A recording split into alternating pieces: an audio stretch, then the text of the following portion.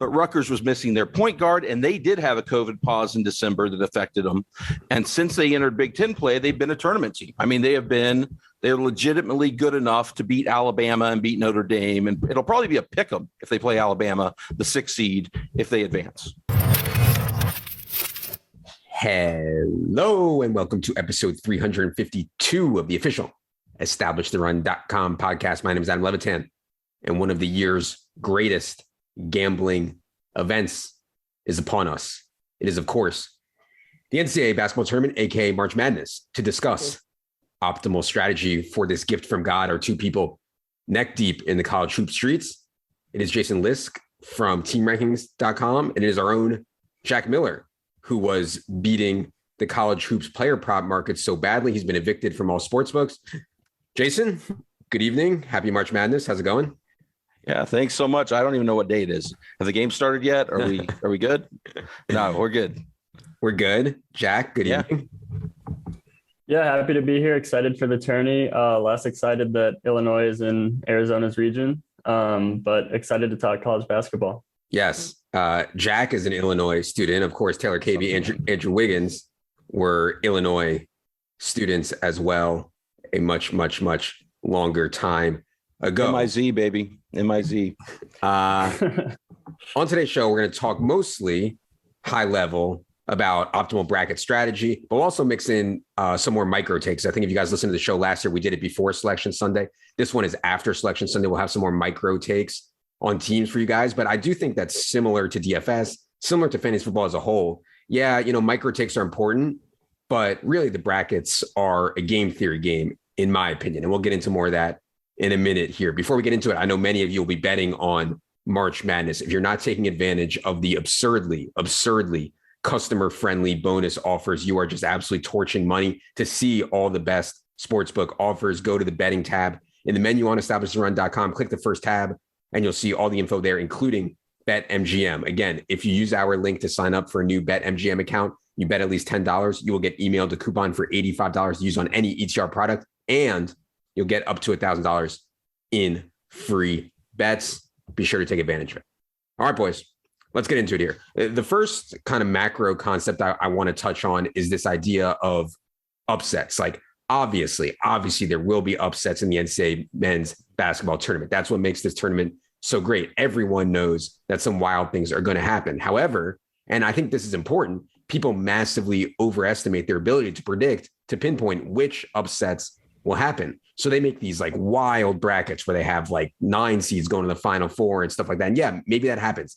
Picking out which one, I think, is really, really asking too much of yourself. So my baseline is simple. If I just pick every betting favorite in every matchup through the whole tournament, I will just start off with my baseline as a plus EV bracket.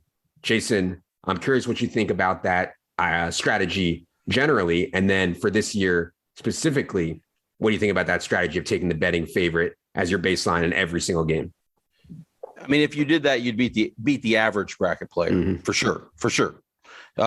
We know people pick too many upsets. Now the question is, at what point in pot size and pool size and pot size do you have to differ from that, because you know somebody will hit the extreme outcomes. But if you're playing with 10 buddies, pick the favorites, and you're probably going to make money over time. You will.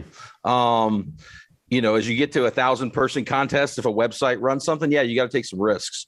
And then in between, you got to find some value plays, because I think people think of upsets they're always like, what's your 12-5 or 13-4? And those are like the least leveraged upsets to win a bracket contest. Yeah. You should be thinking about concentrating your risk in a couple of key outcomes that differentiate you, but still have a decent chance of happening, like a strong 4 seed to go to the final game or something like that. Jack wrote an article for us on Establish the Run. It's up for free right now about bracket strategy. Jack, what do you think about this idea of people pick too many upsets? At what point do we have to start picking upsets? Also, et cetera, et cetera. Yeah, I'm pretty much in line with Jason here. I think if you're in a small pool, it is pretty plus EV just to pick betting favorites. If you're in a pool with thousands of people, if you're just entering ESPN's tournament challenge and competing with, you know, millions of brackets, then it makes more sense to pick up upsets. But then if you're in those mid-size, like Jason said, you want to pick upsets that actually win you your pool if they hit. Like if you just pick a 5-12 upset, and you're right, you maybe get 10 points. Whereas if you pick the national champion, if you go contrarian in a national champion or a Final Four team, and you get that right, that can actually win you your pool. So it's all about picking upsets that actually have the payout that justify the risk you're taking. Yeah. I mean, I would, over the last 20 years, like I would kill someone to be able to just play what is the favorite, the highest equity, and be contrarian, right? And that's where like I get this idea of picking all favorites, because you're going to be a little bit contrarian in a lot of pools just by picking all favorites. Now we're going to get into some more concepts here that I think if you start with that as a baseline, you can move away from that. And I want to move into this idea of seeds versus lines. Like in my opinion, you should not be thinking of these games through the lens of, oh, this is a 12 versus a 5. Oh, this is 15 versus 3. This is a 4 seed. They have no chance. That's not the way to think about it. The way to think about it is through lines, i.e. what is the line when the 12 plays a 5 or 15 plays a 3? What is the projected line in round 2? And also, what is the team's equity to get to the Elite 8, to get to the Final Four? And you can find all this data. The seeds to me are kind of irrelevant. I'm curious, Jason, do you find that people are just kind of blindly going off seeds? Like they think that 3 or a 5 losing is a massive upside, even if it's only like a 3-point spread or something like that. Yes, I think the average pool player looks at the seeds, has general knowledge, and like they may look at the seeds to pick upsets, right? They aren't just looking like, oh, I want the favorite. They might be like, oh, I want a Final Four where I don't take all the ones and they add up to like 8 or 9. And so I'm going to make sure I have a 5 seed in there or something. Yeah. And they pay too much attention to that when this year, if you want to talk this year's very different from last year. There are some 4s and 5s that are really strong this year and would profile. I mean, they're in our top 10 in power rating. And so that changes the dynamic, because if people are just thinking they're 5 seeds, they treat them differently than, oh, we've got like a 2 seed that just happens to be on the same side of the bracket as another 1. Yeah.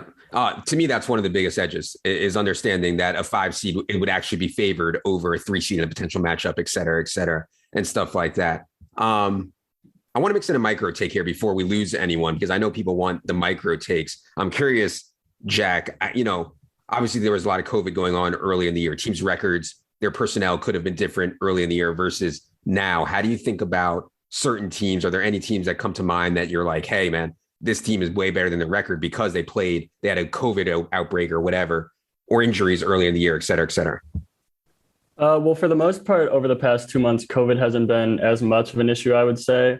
There are some pretty important injuries, though. Like Baylor has one of their point guards, LJ Cryer. He has been day-to-day. They've listed him as day-to-day, but he hasn't played in 2 months. Ohio State's dealing with some injuries too.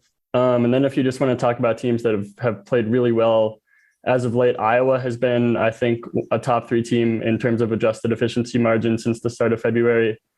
Tennessee has as well, even though they're dealing with an injury in their front court. So definitely it's important, I'd say, to like look at these adjusted efficiency margins, but you also have to bake in that context of which teams are dealing with injuries that over the full season, the games, including those players, are factored in, but they currently don't have some players that contributed to those efficiency margins. Yeah. Jason, I'm curious what you think of that. Are there any teams that you see that are like peaking now in terms of getting guys healthy, in terms of getting guys off COVID? I know COVID has been an issue for a couple of months, but still, and the opposite, does anyone stick out to you that maybe their seed isn't reflected of their current personnel?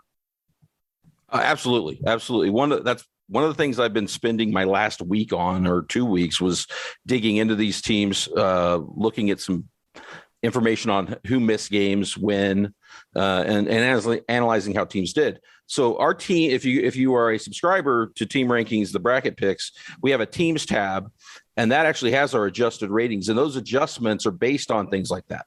So I can just tell you some of the teams were Jack hit on some of them. Ohio State down with injuries. Baylor down below market a little bit for us with the injury issues, because I think Cryer would be important if they had to make a deep run. And he's certainly no guarantee at this point when you're day-to-day for 6 straight weeks. There are teams that we make those adjustments. We actually see that we go to the market from our raw ratings. So like if you just went by raw ratings all year, you'd be off betting market because the betting market's adjusting to that.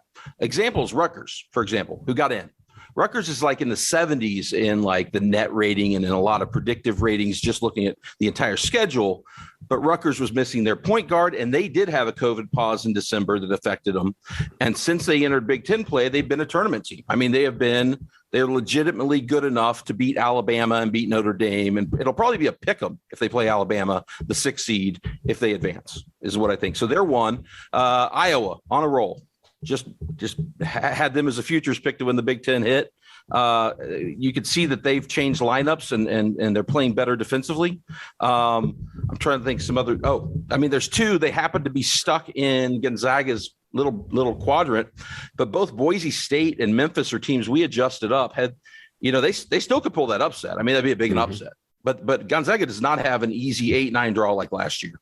Boise State and Memphis, had they been in another quadrant, might have been a much better sleeper pick because both have top conference bigs and made lineup adjustments that have caused them to play like a top 20 team over the last 2 months.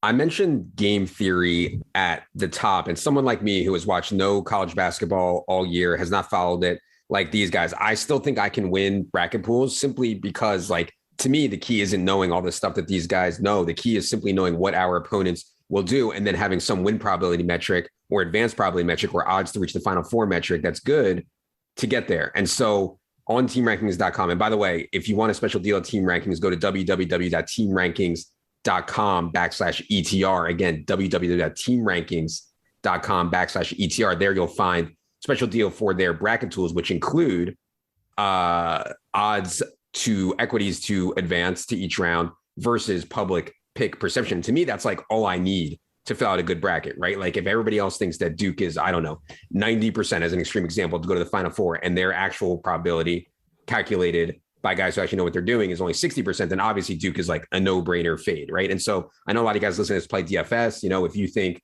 it's this very similar concept to somebody being, 45% owned, and we think that his probability of being in the optimal lineup is only 20%, easy fade. Similar kind of concept. Jason, do you want to talk a little bit about how you guys get this public pick data, and then also how you guys come up with win probabilities or advanced probabilities to certain rounds for teams?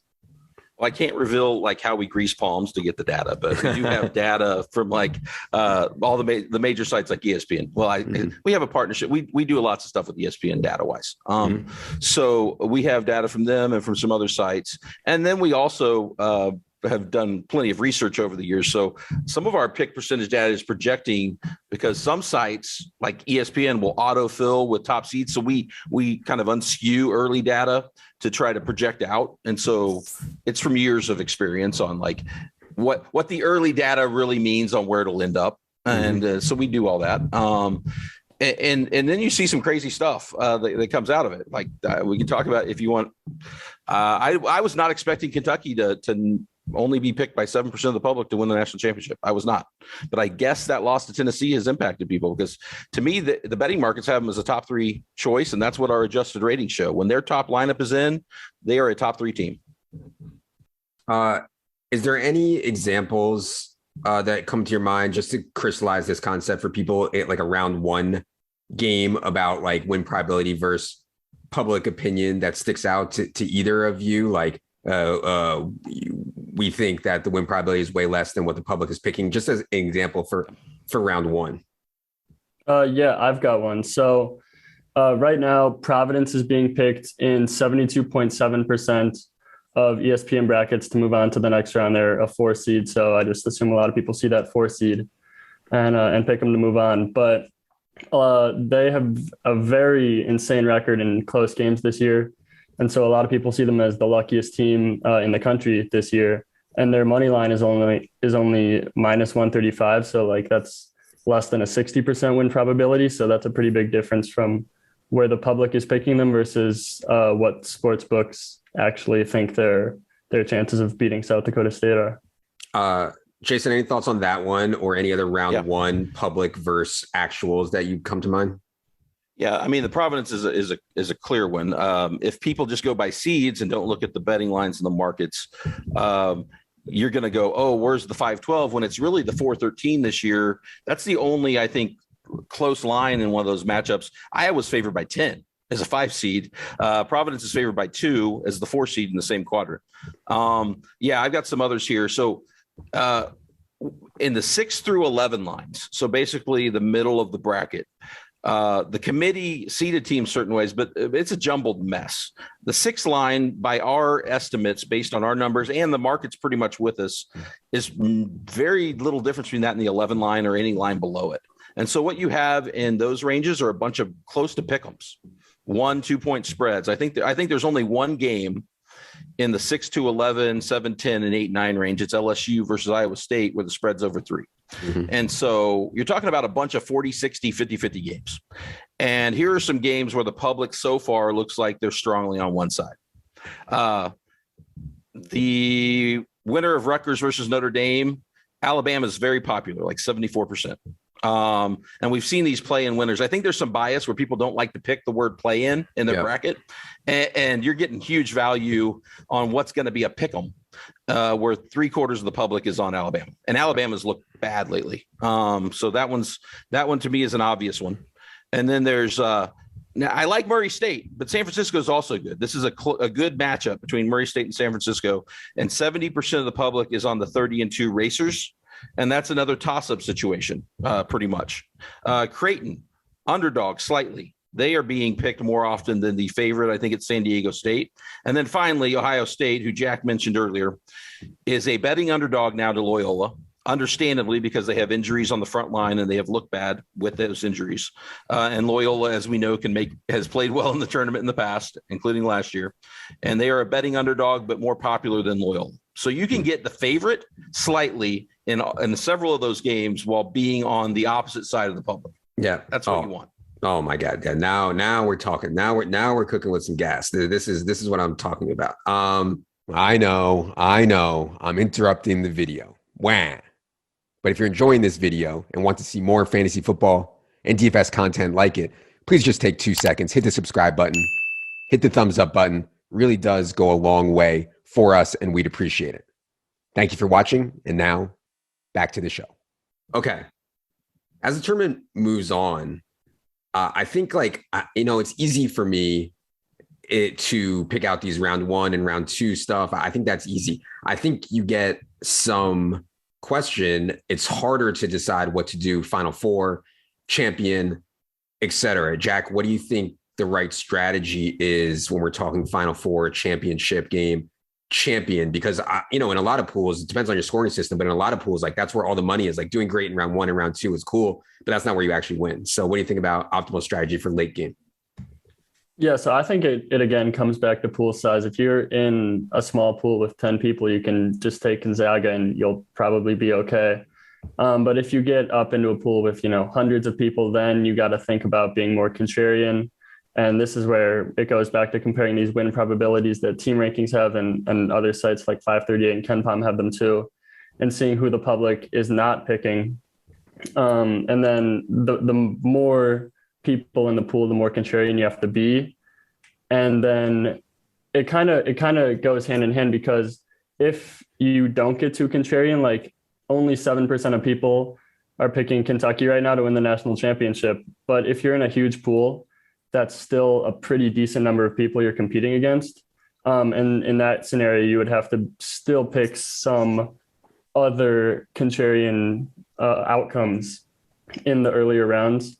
Whereas if you pick someone like UCLA or Texas Tech, who also looks undervalued right now by the public, you don't have to be as aggressive in picking those early rounds, even if the pool is fairly sizable. Yeah, I'm sure a lot of you guys are probably playing on ESPN or something. I mean, ESPN, you have to have the champion. ESPN weights the national championship winners so heavily in their default settings. Jason, how do you think about pools like that, where you literally almost have to have the winner to win the pool? Absolutely. Well, you do. If you're in a really large pool, you have to have the winner. Yeah. If you're in a small pool and it's a year where, say, like when UConn is a 7 or UConn is a 3 won it, you didn't have to have the winner because the odds were that nobody had them. Mm-hmm. So as long as you did well elsewhere, you still beat people. So you could still go favorites and win if the upset is such that nobody else is picking it. Where you get beat is if you have the 1 seed and the popular 2 seed wins. Then you have no chance. I also think, though, when we think about pool sizes, we need to think of it. It's larger than people think on when you need to take these risks. Because I'm going to put it in perspective. Do a little math. About 28% of people are picking Gonzaga right now to win it. On the other half of the bracket, the most popular pick is Arizona to reach about 28%. Right? Those are the two most. So if you took the absolute chalk picks, 28%, and you multiplied them, it's what, 8 to 9%. Mm-hmm. So you should expect about 8 to 9% of a typical pool will have exactly Gonzaga over Arizona. And that's the chalkiest pick you can make. So you can make slightly less chalky and have like 3% will have your same pick. Like you could have Kentucky over Arizona and probably be at 3%. Well, then you got to beat 3 people, right, with your other picks. Then you can be extremely conservative, even in a 100 to 200 person pool. Mm-hmm. So, I mean, you don't have to. When we're talking risk, you really get risky over like a several hundred. I mean, you can be in a 100-person pool and play like 2 of the top 5 picks to reach and have an edge on people. In fact, we've done that. There have been 3 years where ones versus ones have played, and people got mad at us and said, you can't pick North Carolina over Gonzaga in 2017. You can't have 2 ones. People put a quote on it. Yeah. Most brackets, if you look at public pick percentages, they clearly don't pick 2 ones. I'd say very small. And so you can find edges picking 2 of the biggest favorites because people will shy away and say, oh, I need a Cinderella. But anyway, you can leverage that and then find the value with your champion pick. But think of it in that sense. I don't have to beat everybody. I just have to beat the people who also picked the champion and the runner-up as me. How many people is it? You mentioned the 1 seeds. I want to spend just a minute on kind of each number 1 seed and where you guys think of each one, where they're at, their path, et cetera, what the public is doing. Jack, let's start with Arizona as the number 1 seed. What do you think of them as they shape into the tournament and their path? Yeah, so Arizona's looked really good all year. They have a first-year coach who used to be actually a Gonzaga assistant. So if that ends up being the national championship, that'll be a fun narrative. Their starting point guard is hurt with a sprained ankle right now, but I think the expectation is that he's back by the second round. And even if he's not like a terribly important player, I would say, because they just won the Pac-12 championship without him. They play really fast. They're balanced. They are on Ken Pom the 5th best adjusted offense and 20th best adjusted defense. They beat Illinois Champaign, so I saw firsthand their dominance. So I would say on the right side of the bracket, they definitely have to be the favorite to at least make the national championship game. Jason, let's go to Gonzaga. I haven't followed really all year. Is Gonzaga the number 1 overall seed, I assume? Yes, they are. I mean, but they aren't like a super way ahead of the pack. We've had some years. First of all, the teams that have been ahead of the pack haven't won recently. Kentucky 2015, and probably we're talking. I'm trying to think. 2019, it was Duke with their freshman squad, and neither of them made it. But they aren't there. They're probably a little behind last year's squad as far as dominance. They did play really well in their conference. They still have NBA talent. They've got the freshman Chet Holmgren. You still have all the questions. I don't have questions about Gonzaga. They're a blue blood program, but they don't get tested as frequently. And so there's probably a little wider range of, are they really great or just good when they're going to play front lines that can actually match their 6'10" and 7-foot players more regularly. And those are the questions, but they're definitely they're probably the safest floor team in the tournament is how I view it. Jack, let's go to Baylor. Takes on Baylor heading into the tournament. Yeah. So like we said earlier, LJ Cryer is kind of the big story with him. They have 3 really good guards in James Akinjo, Adam Flagler, and Cryer. And Cryer has been out for like 2 months. He's in a boot, I think. And all they've said is that he's day-to-day. And then they have another injury to one of their big men, who's one of the better rebounders in the country. We're gonna make him pronounce it. Whose name I'm not gonna attempt to pronounce. And so they're kind of banged up right now, but they still have been good through the second half of Big 12 play. The thing is that they're in a really tough region with Kentucky being likely the strongest 2 seed. And then UCLA too. So they kind of have a tough road to the Final Four. And that's kind of, I think, but with that, I mean, maybe they end up being undervalued by the public because they're in Kentucky and UCLA's region and have those injuries. So we'll just have to see where the ownership comes out. But that's kind of the story of the Baylor Bears right now. Yeah, I see on team rankings here, Jason, Baylor, you only have 3.9% to win it all, which is obviously really low for a 1 seed. I assume that is injury adjusted, or is something else going on there? It is. It is a slight downturn because of the injuries, and that's based on their average performance since Cryer's been out. They certainly bounced back. They had a really rough stretch right after, and they've kind of recovered, but then they lost basically their second, one of their 2 big posts. They have some other tall players, but they're more like stretch outside players. And so, they could get tested against a team like Kentucky with a good front line, like North Carolina, who is the 8 seed in that region, who their one strength is they have tall players that can, offensive rebound. And so I think there's some variance concerns with Baylor is the deal. They could either be really good, and it was kind of like last year when they came in struggling and had the COVID issues. They could either be really good or they could get knocked out and have a tough region. Yeah, I see, again, 3.9% for Baylor to win it all as the 1 seed. Kentucky, 11.6% to win it all, second best behind Gonzaga. So, yeah, that's really interesting there. I think there's a couple things I can probably explain. Some of that is based on rating. Some of it's also based on path. Now, UCLA, my Big Ten people may disagree, but I'm just going to say something about Purdue. They do not profile as a team that will have success in the tournament. Every team, I mean, we've studied it. We made a downward adjustment on Purdue based on their poor defensive rating and what similar teams to them have done in the tournament, which is struggle. And so if that's accurate, if Purdue is a kind of a tournament team that doesn't have kind of the style that works well in the tournament, they don't play good defense and they don't turn people over. And those kinds of teams can get burned. Like Ohio State last year had the same profile and got knocked off by Oral Roberts. And so Kentucky may actually have usually the 2 seed doesn't have the easier side of the bracket as the 1 seed.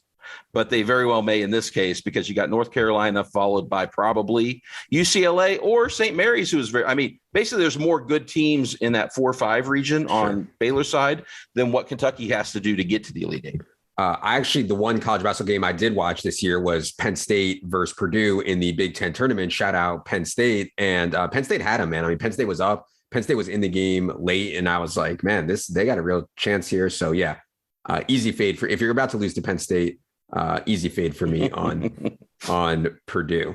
Let's go to, we didn't hit on, Kansas. Rock Chalk. Go ahead on Kansas, Jason. Kansas is an interesting team. They're always at the top. They have good wings. They can score. They're a decent defensive team, but not a great defensive team, but they're a good offensive team with plenty of versatility. Now, their point guard, who transferred from Arizona State, Remy Martin, this year, was playing hurt, had a knee injury, didn't play. He's been inconsistent. I think the team suffered a little bit in the middle of conference play because of that. He played the most minutes he's played since he's been battling that injury in the title game, and they look good. So, there's some upside there for that reason with Kansas. The issue with Kansas as a bracket pick, if you're evaluating risk and reward, is, again, the path. Because the 4-5s are so strong and because they have Iowa in their region, and not only is it Iowa in their region, but Iowa has to go through Providence, and Iowa's power rated way higher than Providence. So, I know I'm getting a little geeky here, right? But when you plan out a bracket, it's not just a lot of people will pick one game at a time and evaluate the next game, but you're evaluating the odds throughout and kind of the risk factors.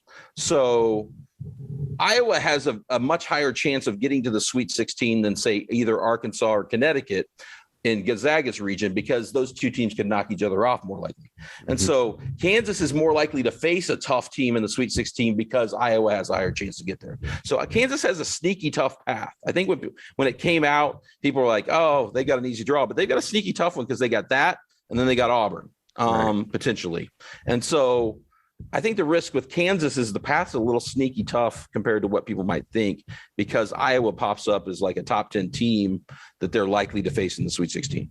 Yeah, I mean, South and Midwest have 6 of the top 8 win probabilities to win it all. Mentioned Kansas there in the Midwest with Auburn and Iowa. As Jason said, certainly asking a lot there. All right. We've talked long enough. I mean, the people came here for sleepers. They want the answers to the test. Jack, who is your favorite sleeper? Let's just say, and I won't restrict it to region. I know we said we do it by region, but that might be asking too much. Let's just say favorite 1 or 2 sleepers in the entire tournament. How high of a seed number does it have to be to qualify as a sleeper? Well, listen, that's up to you. You want to be a hero, or do you want to be remembered, or what? Here's what I think we do, because we play bracket pools, but I also play in like some pick X pools, or where you get seed points based on every win. Mm-hmm. So like, who would be your pick in a bracket pool, and then who would be the teams you'd be targeting to maximize your points in like a seed-based scoring system? Yeah, there you go. With that, I think I'd take Iowa. I think UCLA. I think Iowa and UCLA would be 2 of my favorite teams there. Iowa and UCLA. UCLA in the East. Iowa, I feel like I don't know. Am I crazy, Jason? Or is like everybody to be on Iowa? It seems like the word is out on Iowa. Is this going to gain like a bunch of steam, like someone would in DFS, where by the time Sunday comes around, the cool sneaky pick is no longer a cool sneaky pick? Well, we'll keep an eye on that. Right now, they're not overvalued. They are not. I think enough people believe in Providence, and then they're splitting votes there, and then Kansas, and people see the 5 seed, and I think enough are scared off by that. Mm-hmm. So right now, they're a value. I mean, Iowa would be on my list. In a large pool, I'd be playing Iowa for like a Final Four, a final game run. We've seen teams like this get hot. I mean, Michigan did it out of the Big Ten, I think, in 18 and went to the final game against Villanova.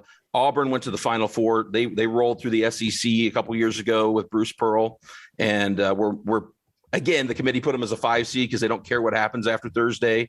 And Auburn then kept going on a run, and so I think Iowa has that potential because they're actually playing better defense than a team like Purdue right now. Iowa's the best team in the Big Ten right now, and they won the tournament. And they're seated below 3 others. So Iowa definitely would be on that list. Again, UCLA has the pedigree. If we're getting deeper than that, I mean, the 6 through 11 is a mess. I'll be honest with you. And like I said, Memphis and Boise, I might play one of them in the pick X just in case they knock off Gonzaga, because it'd be like that situation where you beat Gonzaga, they could go on a run. If that happens, if a team knocks off Gonzaga, they could be that team that goes. I'd have them. I'd have Indiana as a 12 seed, as a team that could, if you're getting bonus points for upsets and seed, could make like a Sweet 16 type run or even beyond, because Indiana's probably talent-wise as good as like the teams they're going to play against. And then I'd probably sprinkle a little bit. Let me think. I mean, I don't like Alabama, so I might pick against the teams playing them. Rutgers if they beat them. One thing that sticks out to me as someone who obviously knows nothing, St. Mary's is a 5 seed. I don't see a lot of people clicking St. Mary's, when you have all these other like blue blood programs in the mix, and then, oh my God, St. Mary's is a 5 seed. That doesn't make a lot of sense. But to me, for them to earn a 5 seed, they must be pretty good. Jason, do you have any St. Mary's takes? That seems like a really interesting one to me. Yeah, they beat Gonzaga. So that got them to the 5 seed line. The committee cares about big wins, and they're good. I mean, they're power rated like 20th, I think, in most systems. So it's right about where they're power rated. But they got that seed because they would have been an 8 or 9 without that win. And they beat Gonzaga, and the committee, they get the 5 seed. So St. Mary's is a solid team. They could win that game. That if Indiana is the winner against Wyoming, that's going to be a short spread. And that's the risk with taking them on a deep run, is you're going to be immediately on a team that's like a 1 or 2 point favorite in round 1. But St. Mary's is a veteran team, short rotation, efficient offense, and has enough bigs to compete. So, I mean, they're always a solid basketball team. Interesting. Yeah, I hate the idea of picking a team to go far and then having them in the stone pick them in round 1. That doesn't sound optimal, but we'll see. Okay. Let's give you guys a chance. Go ahead. Some betting plays for you. So if you're not brackets, if you don't want to take like certain teams in a bracket, there are some sports books. I think FanDuel has some props like make or miss Sweet 16s. And you can get value on miss on a lot of these top seeds because they have them priced so high. Like I wouldn't pick against Gonzaga in a bracket, right? But I might say miss at plus 440 because, crap happens. Yep. Right. And this is the same idea of odds to miss the cut in golf, which I bet some, like Rory and Rahm have these outrageous and Koepka and Bryson have these outrageous odds to miss the cut, which no one thinks that they will, but you get these huge numbers, 4, 5, 6 to 1, and anything, of course, can happen. Similar idea, I think there. All right. Last thing we're going to do here, who wins it all? I know this is extremely hard to say. Let's ignore all macro strategy for a second here. Jack, who do you just think straight up, who's the best team with the best path? Who wins it all this year and cuts down the nets? I think I got to go with Gonzaga. I know it's boring, but if I'm picking just gun to my head, one team to win, I think I have to take Gonzaga. I mean, the win probability on team rankings, Gonzaga is well ahead of the field, 21%, second best, Kentucky 11.6, then Arizona 11.1. So certainly Jack eating the chalk there. Jason, I'll give you a chance. Best team, who's going to win it? Since Jack took Gonzaga, I mean, first of all, I wouldn't be broken up if they won it because I'm all about rooting against narratives and that team can't win it. I think there'll be some of that coming off last year and losing in 2017. Gonzaga has been the best team in the tournament for like the last 8 years consistently. They just haven't won it. They've been in the Sweet 16 like every year. But Kentucky is a value play. I think Kentucky people are scared off. I'm going to bank on Saturday's game against Tennessee not being like a trend. And the larger trend is they've been trending up and they were a little injured. But I think Coach Cal has been getting his guys healthy and he's been focusing on what happens starting this week, which is the tournament. I don't think he cared really what happened in the SEC tournament. He wanted to have everybody healthy. Now he's going to play the rotation he wants to play and he's going to win it. I think Kentucky's a top 2 or 3 team when their best 5 is on the court. And I think they'll play that way. And that would be my pick is Kentucky followed by Arizona. Yeah. I mean, Baylor, we already talked about, has the injuries there in the same region as Kentucky, Purdue, of course, shout out Penn State. We know that we're not taking them and they're in the East as well. And then you get teams like St. Mary's who may have gotten too high of a seed, as Jason just alluded to, based on the Gonzaga win. So yeah, certainly looks like a clean path for Kentucky to me. All right. This is awesome. I hope that you guys enjoyed this, got something out of it. I know that we don't normally cover college basketball on here. However, this is one of the best gambling events of the entire year. So I hope you guys enjoyed this special edition. Again, if you want to get all this data on public pick percentage and win probabilities, go to teamrankings.com/ETR, teamrankings.com/ETR. Jason, tell the people where they can find you and your work and anything else you want to note. You can find me at Jason Lisk on Twitter. At Team Rankings, I'm writing most of the content at Team Rankings. I'm also doing staff picks. So in addition to our model picks, I've been playing. I was hot. I went 4-3 on conference futures. I'm going to look to carry it over 4-3 all at plus odds. So now I'm looking to carry that into some of the props on make and miss and futures, as well as game picks. I've done all the research on these teams, so I'm ready to go. And so check us out there. We also, by the way, I don't know if anybody here is into Calcutta or Survivor, but this year we got some version 1 tools related to those things that we're throwing out there. If you're also in those types of pools related to March Madness, so we've got all that within the product. Yeah, Calcutta is so fun. We'll have to talk about that another time because there's so much good strategy in Calcutta that we can talk about another time. Jack, of course, you guys know where to find Jack, but Jack, tell them where to find you on the Twitter machine and what you're working on, especially on the NFL stuff. Jack's been doing really good NFL stuff with free agency. Go ahead, Jack. Yeah, you can find me on Twitter at JackMiller02. And then I'm going to keep doing the articles on projections changes every time there's big free agent news or big trade news or big whatever news for the NFL.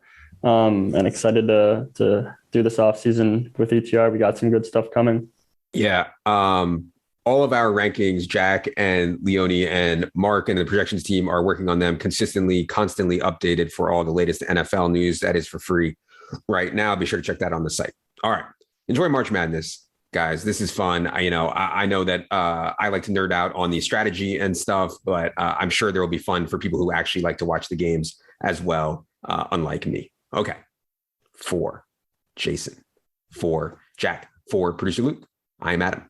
Good luck, everybody.